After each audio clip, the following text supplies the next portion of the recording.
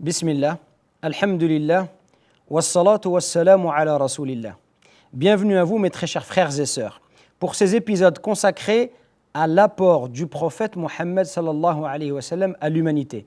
Qu'est-ce que le prophète a apporté à l'humanité? Aujourd'hui, abordons un point essentiel, une invitation au noble caractère. Car le prophète sallallahu alayhi wa sallam redonna à la morale et à l'éthique une place de choix dans la vie de tout être humain. Et il invita les gens à adopter un noble caractère, des nobles comportements. Et il ne se contenta pas d'inviter les gens oralement, mais il fut un exemple. Et il suffit pour prouver cela, la parole divine dans le Coran où Allah nous dit « Wa innaka la'ala khuluqin azim » et tu es certes doté d'un caractère exceptionnel.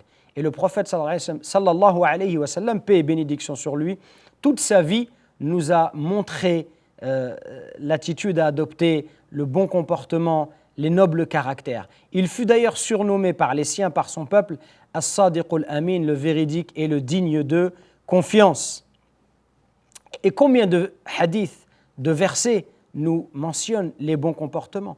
Par exemple, le prophète sallallahu alayhi wa sallam nous dit « Le fort n'est pas celui qui terrasse ses adversaires, mais c'est celui qui arrive à se maîtriser en état de colère. » Donc le prophète sallallahu alayhi wa sallam ne nous interdit pas de nous mettre en colère puisque c'est un sentiment humain, mais il nous apprend à nous maîtriser lorsque nous sommes en colère. Il dit également en conseillant quelqu'un, ne te mets pas en colère. Il dit également en parlant de la reconnaissance, celui qui ne remercie pas les gens n'a pas remercié Allah. Et il nous dit également, le meilleur d'entre vous est celui qui a le meilleur comportement.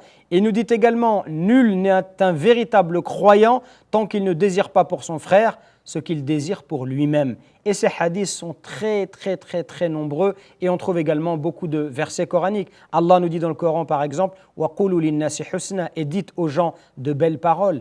Et les invitations au bon comportement sont nombreuses dans le Coran. Il suffit de s'attacher à lire le Coran et les paroles du prophète sallallahu alayhi wa sallam pour s'apercevoir que le comportement est une partie intégrante et importante de l'islam. Ce n'est pas une question secondaire ou accessoire. Bien au contraire, le bon comportement est une preuve de la bonne religiosité de la personne. Également, parmi les apports du prophète Mohammed sallallahu alayhi wa sallam à l'humanité, il y a cette invitation à réfléchir et à augmenter sa connaissance.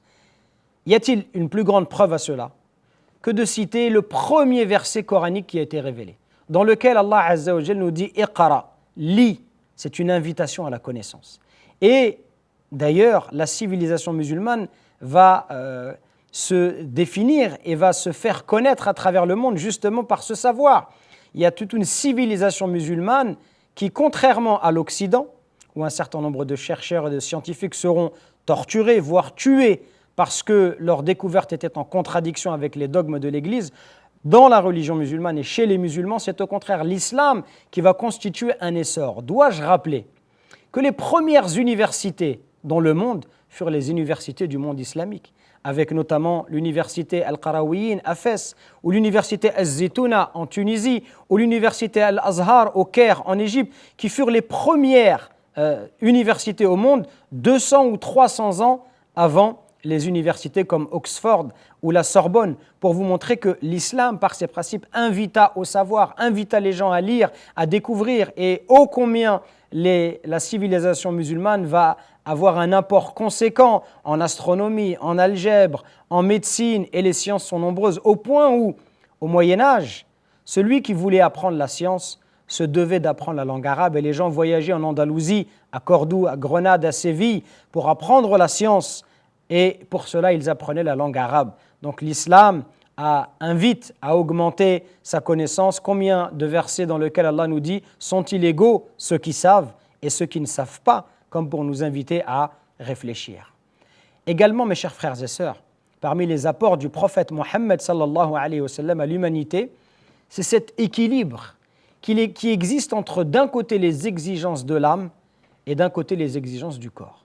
Et on trouve dans l'histoire de l'humanité des extrêmes. Certaines personnes se focalisent que sur les exigences de l'âme, que sur la spiritualité, au point ils en viennent à interdire des choses, des éléments qui font partie de la nature humaine, qu'ils vont bafouer et se contraindre à faire des choses qui sont contre leur nature profonde avec laquelle Allah Azza wa Jal les a créés, en se privant de mariage, en se privant de nourriture de manière excessive, en s'isolant, en vivant totalement isolés comme des ermites. L'islam vient avec la voie du juste milieu. D'un côté, l'homme le corps a des besoins physiologiques, comme le fait de boire, de manger, de se reposer, de se reproduire, d'avoir des rapports, etc., des rapports sexuels, ça fait partie de la vie humaine. Et en même temps, l'islam va donner un cadre et va donner de l'importance aux exigences de l'âme. De la même façon que tu as besoin de manger, ton âme a besoin de spiritualité, elle a besoin de prier, d'adorer son Seigneur, et on nous demande à chaque fois de trouver un équilibre entre tout cela. D'ailleurs, lorsqu'un homme, un compagnon du prophète sallallahu alayhi wa sallam, était extrêmement pieux au point où il délaissait son épouse, il ne dormait quasiment jamais, et on a rapporté cela au prophète sallallahu alayhi wa sallam, et le prophète le conseilla et lui a donné cette règle en or en lui disant: il y a un temps pour tout, il y a un temps pour ton corps, un temps pour ta famille et un temps pour la prière. C'est-à-dire que tu ne peux pas passer toute ta journée en prière, tu dois donner un temps pour ta famille, un temps pour ton épouse, un temps pour le travail. Et l'islam nous invite à trouver ce juste équilibre, parce que c'est ainsi que nous avons été créés, et on ne doit pas négliger les exigences de l'âme ou également négliger les besoins du corps. Et donc c'est pour cela que l'islam nous invite à trouver cet équilibre. Et quand quelqu'un refusait, par ignorance, en pensant que cela allait le rapprocher d'Allah, quand une personne refusait de trouver cet équilibre, le prophète se mettait en colère, pour lui montrer que la voie qu'il est en train de prendre est une voie qui le mène vers la perdition et l'égarement. Quand 3 hommes sont venus chez le prophète sallallahu alayhi wa sallam et qu'ils ont questionné les épouses du prophète sallallahu alayhi wa sallam, comment était-il à la maison? Et ils ont considéré que l'adoration du prophète à la maison n'était pas exceptionnelle, et ils se sont dit: c'est normal, Dieu lui a déjà pardonné ses péchés passés et futurs, nous devons donc faire davantage. Et chacun a pris un engagement. La première personne a dit: quant à moi, je ne dormirai plus, je prierai toute la nuit. Un autre a dit: je ne mangerai plus, je jeûnerai tous les jours. Et un autre a dit: je ne me marierai pas avec les femmes, je resterai célibataire pour me consacrer à l'adoration d'Allah.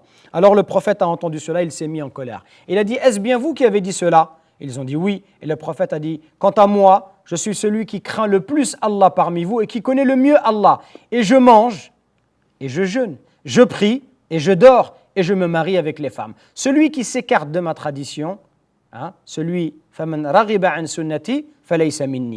qui s'écarte de ma tradition ne fait pas partie de moi. Comme pour leur montrer qu'il fallait trouver un équilibre et qu'on ne te demande pas de te consacrer uniquement à l'adoration, mais de trouver un équilibre, de la même façon que l'islam nous invite à ne pas privilégier que les besoins du corps et à également ne pas négliger et à donner de l'importance aux exigences de l'âme. Enfin, pour terminer, mes chers frères et sœurs, qu'est-ce que le prophète Mohammed, paix et bénédiction sur lui, a apporté à l'humanité? La fraternité entre l'ensemble des êtres humains. Le prophète sallallahu alayhi wa sallam présenta le modèle parfait de la fraternité entre les hommes et affirma qu'aucun groupe ethnique n'était supérieur à un autre. Les Arabes n'est pas supérieur aux non-Arabes, le blanc n'est pas supérieur au noir, le noir n'est pas supérieur à l'arabe. Mais qu'est-ce qui différencie les gens? C'est leur piété. D'ailleurs, dans le Coran, Allah Azza wa Jal nous invite par ce verset magnifique, il invite à réfléchir, il invite l'ensemble de l'humanité: ô vous les hommes, inna khalaqnakum min dhakarin wa untha, nous vous avons créé d'un mâle et d'une femelle, c'est-à-dire que vous avez tous la même origine, et nous avons fait de vous des nations et des tribus pour que vous fassiez connaissance. Inna akramakum indallahi atqakum, le plus noble d'entre vous, qui est-ce? Est le plus pieux. Donc ici, le Coran et le prophète sallallahu alayhi wa sallam va tâcher toute sa vie d'appliquer et de mettre en application cela. C'est la raison pour laquelle il donna à chacun de ses compagnons l'opportunité de pouvoir servir la religion et de s'en réclamer. Et il y avait parmi eux Bilal l'Éthiopien qui était noir de peau, il y avait Sohaib le Romain, il y avait Salman le Perse, et chacun a trouvé sa place, chacun a été honoré. Le prophète avançait celui qui le méritait, avançait la personne en regardant qu'une chose, sa compétence, indépendamment du fait qu'il soit arabe ou non arabe, et c'est ainsi que les gens doivent se comporter. Et le prophète sallallahu alayhi wa sallam a donc posé les bases d'une société où il y avait une fraternité entre l'ensemble des êtres humains, car tous descendent du même père et de la même mère, Adam et Ève, en espérant que cela vous soit profitable. À très bientôt. Subhana rabbika rabbil izzati amma yasifun, Wa salamun ala al-mursalin. Walhamdulillahi rabbil alamin.